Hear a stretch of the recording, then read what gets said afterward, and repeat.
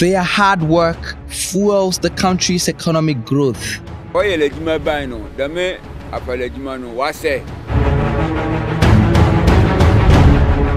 lands bear the fruits that pays for the country's bills. Farmers dear, me a disika ebra wa mine, but a bino cross says here. And yet, they have very little to show for it.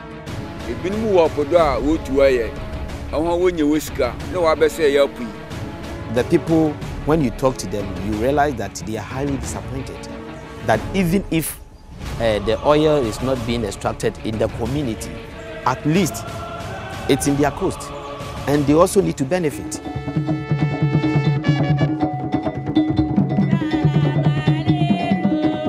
My brothers and sisters, as we celebrate, let's ponder over the responsibilities that we have towards you. Let's ponder over what we have to do to help Mother Ghana build a better Ghana that we shall be proud of. December 2010 at Takoradi's Jubilee Park, pomp and pageantry celebrating the dawn of a new era. On this day, Ghana turned on the taps for its first oil. Optimism and hope about what this newfound wealth would do to the Ghanaian people, especially those closest to the resource. Let us remember that those of us living now are trustees for the future generation. What are we going to leave the future generation? It was thought that this would mark a turnaround in the provision of basic services in health, education, and infrastructure. Since the pouring of first oil 8 years ago, around $4 billion has been raked in according to government's own figures.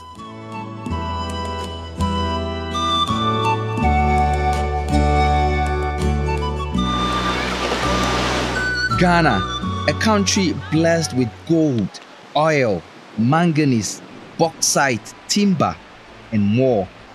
But the people on whose lands these resources are exploited continue to live in poverty.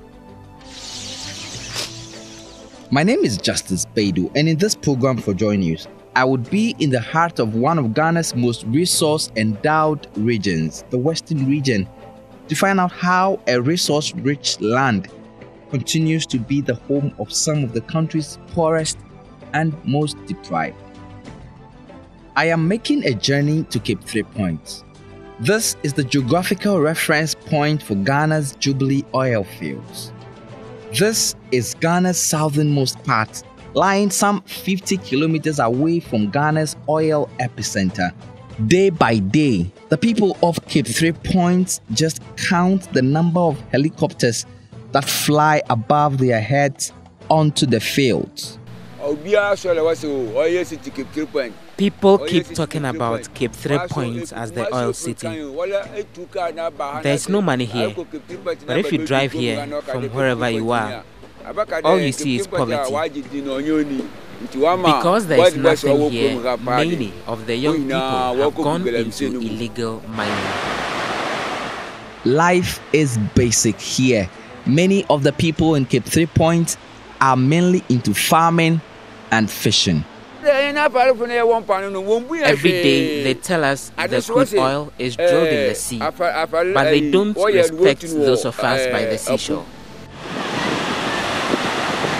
Fish catch has largely been held back since oil production began 7 years ago, according to locals here. And yet, like many resource-rich communities in Ghana, Cape 3 Points is still struggling. Crucial services like healthcare hardly work here. The suffering here go beyond words, but no one feels it more than the women. They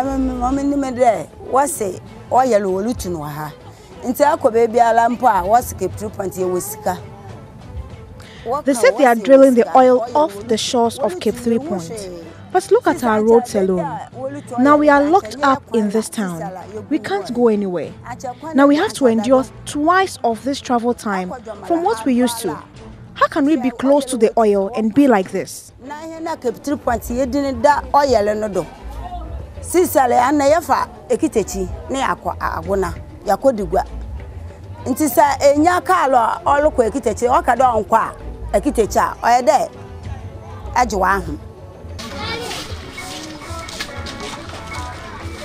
Awon Yaba is 24 years and is 9 months into her second pregnancy. Pregnancy scans have shown she would give birth to twins and so would need to have a cesarean section according to doctors.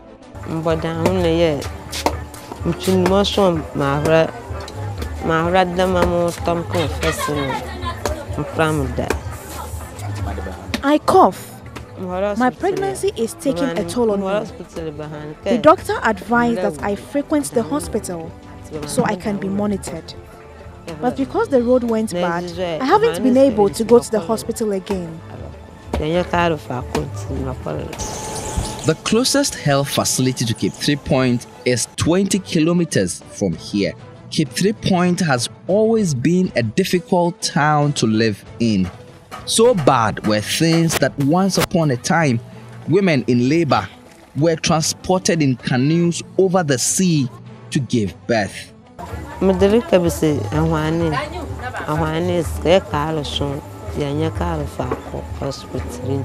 things get worse, our only alternative here is traveling by the sea. Sometimes you can arrive safely, other times you will die on the way. If you can't risk, you have to sit here with your labor pains and wait for the car to come back.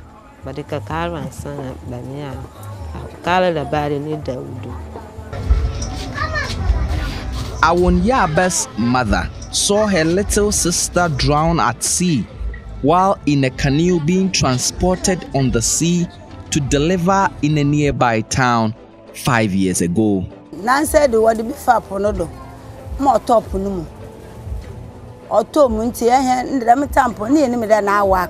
It was around 5:30 at dawn.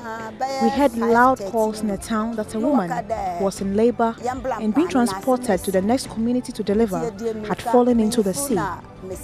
It was when I got out that I saw that it was my sister. Her husband was able to bring her out from the water. She came out to deliver, but she died later.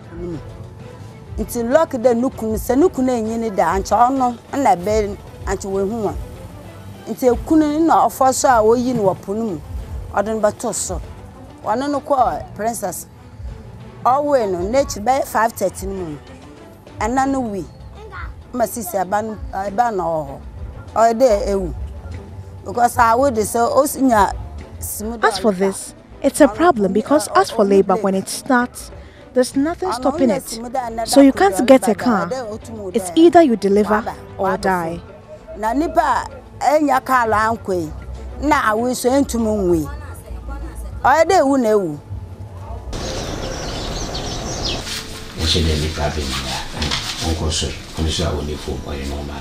3 years ago, a group of volunteers built a chips compound for the Cape 3 Point community. But the center is heavily under-resourced. As I speak to you, we have only 2 cars in the community. And most of the times what really happens is that early in the morning, the 2 cars would set off from Cape 3 Point to Agunankwanta. And when these cars move out from the morning, I mean, you wouldn't get any car in the community again. So from the hours of, let's say, 6 o'clock, because the first car moves out at exactly 5:30. Then 6 o'clock, the second car also moves out. So from 6 o'clock up to, let's say, 1 o'clock, there wouldn't be any car. And interestingly, there is not even a private car in this community. So within these hours, if something should pop up, let's say a case that needs to be referred out, it's very, very difficult for us to manage our way through to this group hospital. The clinic serves about 5,000 people in Cape 3 Point and other surrounding villages. They have been abandoned, they have been neglected. I mean, they vote, yet they don't get anything. Even today, as I speak to you, they have 2 boreholes here. One has spoiled. It's only one that the entire community are depending on. If you should go there right now and see how people are struggling just to get water to drink, it's an eyesore. The people, when you talk to them, you realize that they are highly disappointed. That even if the oil is not being extracted in the community, at least it's in their coast, and they also need to benefit. Awonyaba's date for delivery is due, and I've arranged to follow her to deliver.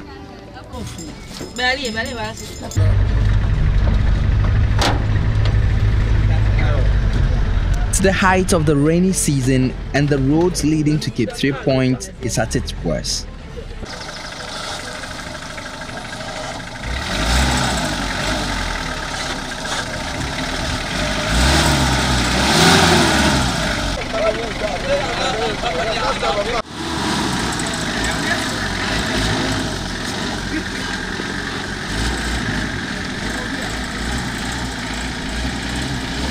It's a difficult journey even for people who are not pregnant. So for Awonyaba, a woman in labor, it is dangerous. Awonyaba is a victim of years of poor investment into Ghana's health system. As it stands, the country only has less than 100 ambulances for a population of nearly 30 million people. We have been traveling for over 2 hours. The journey has been excruciating. We just have to manage our way through. There is nothing that we can do again. All what we can do is to just be in the car till the car reaches this hospital, that we alight and the doctor will be able to attend to it. And this is how we always manage our way to this hospital. It's been very hectic, it's been very tired. I mean, you can see for yourself. So this is how mothers, this is how children, this is how everybody in Cape 3 Point, this is how they normally endure whenever there is a referral to this group hospital. This is the hassle that we go through before we can reach this group. The car we are traveling cannot make it to the town that has a hospital. So we are now done with the first part of our journey. It's taking us up to about 2 hours to get here, and just have a look at my face and my shoes, the feet of the women, and I'm not even pregnant yet. And so we have to change into a taxi.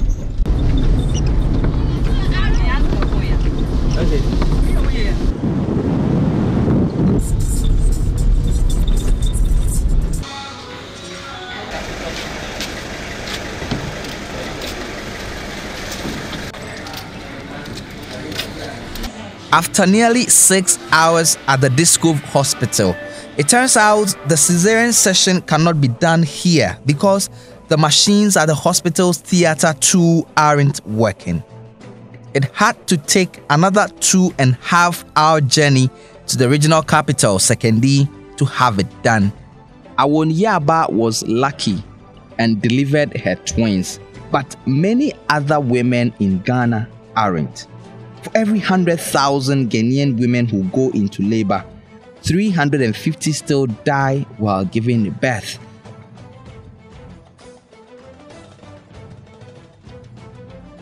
Before oil, cocoa has always been Ghana's largest income earner. The northern part of the western region produces the most of the country's nearly 1 million tons of annual cocoa.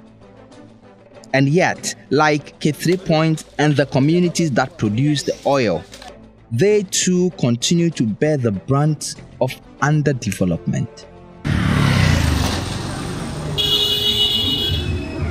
I have come to JJ Nkwanta, a town in the Dwaboso district. Here, cocoa growing is the biggest employer, with hundreds of livelihoods depending on it. We grow a lot of cocoa here. Assuming we have more than 1,500 cocoa farmers in this village alone, So imagine if each one is producing 30 bags each in a year, multiply that by 1,500. It's a whole lot, yet we do not get anything back. Now the time is 1,500. Emmanuel Oti is in her late 50s and has been farming cocoa here since 1987. He earns around 5,000 cedis a year from his cocoa harvest. From that, he struggles to put his 5 children through school. Pharmacy dear, yea near Disica ebre or minor, but a bino cross says this over here cocoa price. As for cocoa farmers, we are the ones whose work fuel the country. But if you look at the amount that it is sold on the world market and the price that government gives us, then it's not fair. They use our money to pay government workers. I can say the government is cheating us.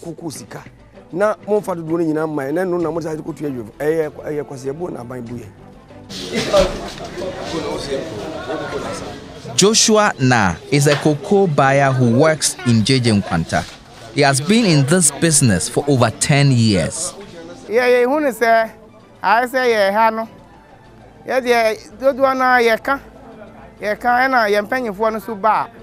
Apart from say about 2 abano mobile have campaign, We are always complaining. The people who are supposed to solve our problems only deceive us. We only produce the cocoa, but we can't do anything with it. Take the Cocoa Board Scholarship, for example. We only hear about it. Every year, they come and tell us, the farmers, to apply. But go around and ask all the farmers in this community. No one has ever benefited before.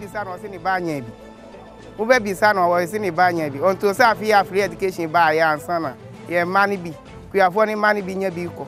So scholarship we are okay. Ye tini din wa ha. Ba say we have one be hu adikoro no. Ye ni ma adikoro.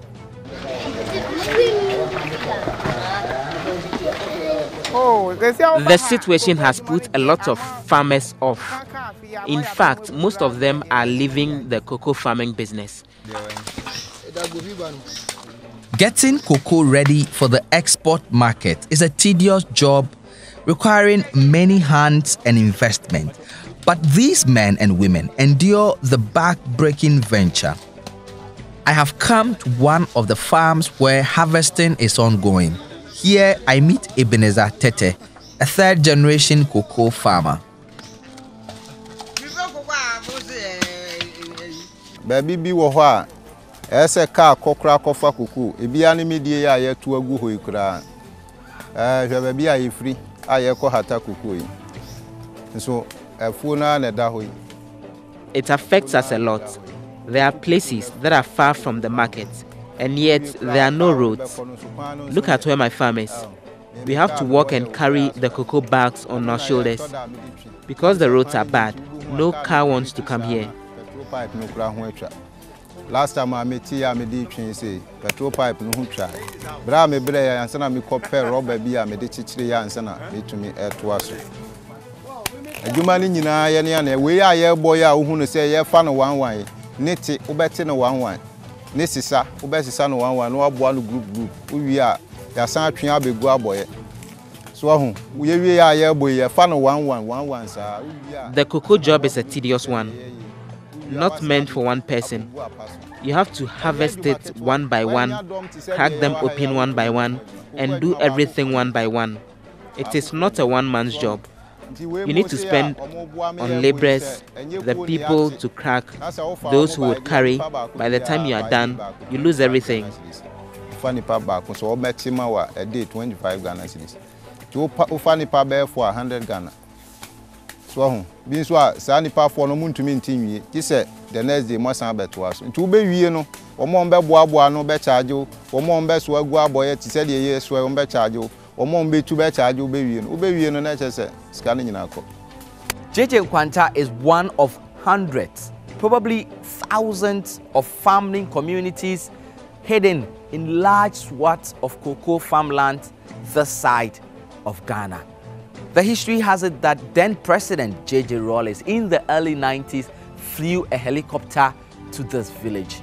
Now, so popular was he and his government then that villagers here decided to name their community JJ Nkwanta. That probably is their only claim to fame. Despite the huge amount of cocoa that moves out of this community almost on a daily basis, poverty is what stares you every corner you go in this area. Just take a look at this primary school.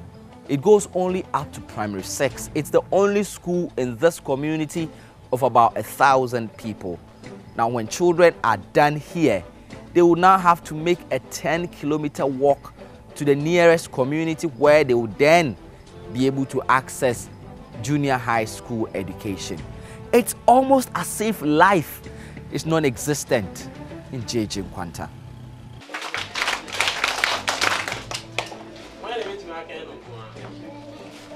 This is the school that is serving more than 5 cocoa growing communities in this district.